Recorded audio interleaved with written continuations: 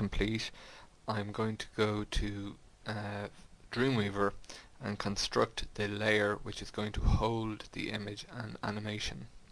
So over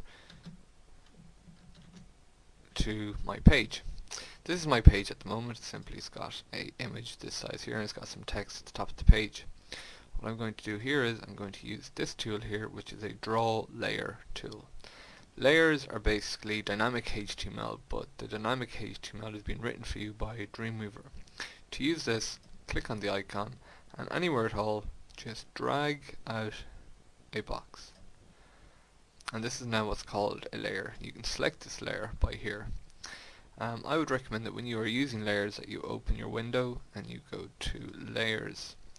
And this here is a little box to show you the amount of layers, and you can turn layers on and off like so, and you can prevent overlaps of layers, which is if you want to convert layers to tables later on, you will need this clicked on. However, for this exercise this is not highly important.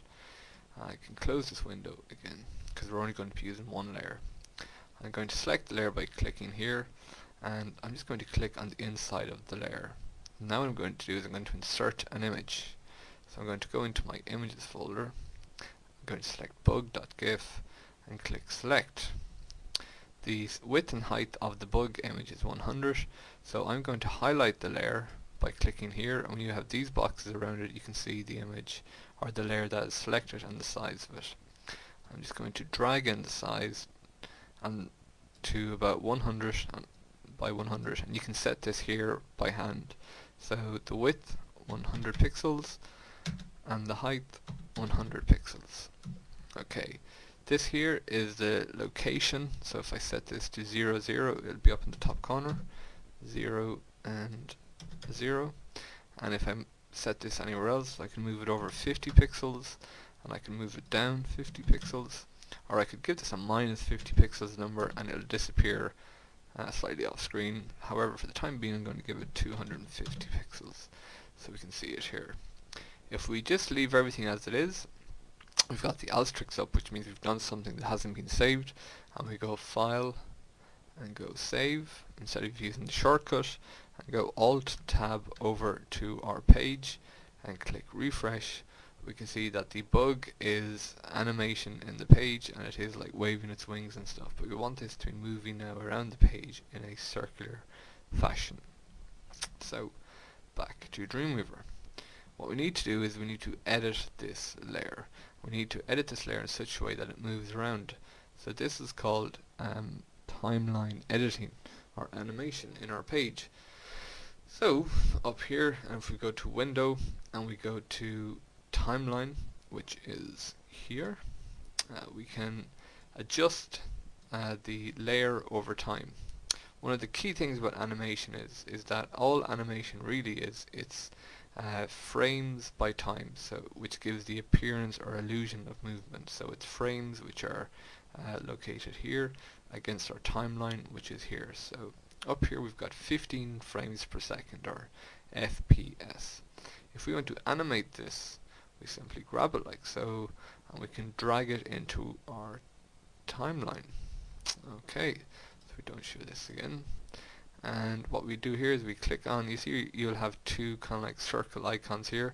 This is the end of the frame or of the layer movement, and this is the beginning. So wherever it is at this point, it will be here at this point. So if we move, if we click on the last one and now move the layer slightly, you will get this line which represents the movement over time.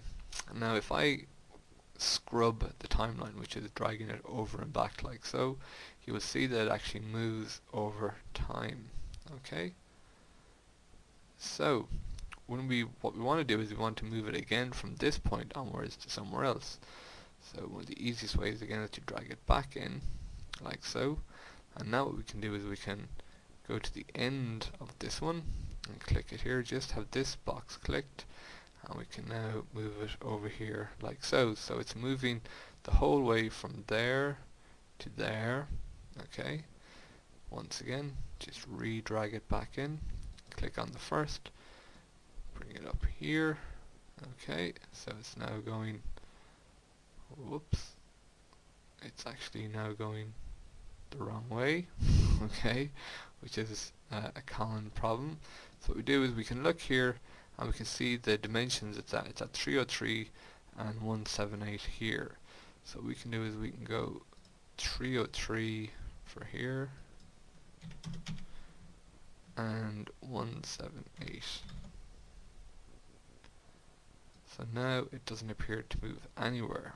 So what I can do now is I can drag it to the end and I can move this back up here. Okay, so it's got movement again going in the right direction. Oops.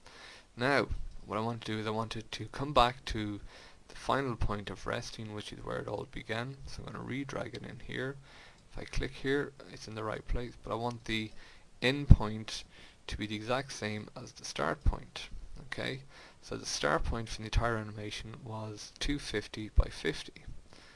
Okay, so what I'm going to do is I'm going to just scroll up here. I'm going to click on the last one here, and if I come back over here, I can set this to 250 by 50. So now it arrives back at the exact same place where it started. So if I send this back to the beginning and click play, we get this type of motion happening on the page. And what I need to do now is I need to click autoplay, and I'll just go OK, and I'll click loop. So I click OK. So the loop puts a little command in here which says that when the playhead, which is this red line here, when the playhead reaches this point here, send it back to the beginning. Okay, the asterisk is here, which means we've made more changes that haven't been saved. So file and save, and back to our browser, and if we click refresh now, it moves about, flapping its wings on the page.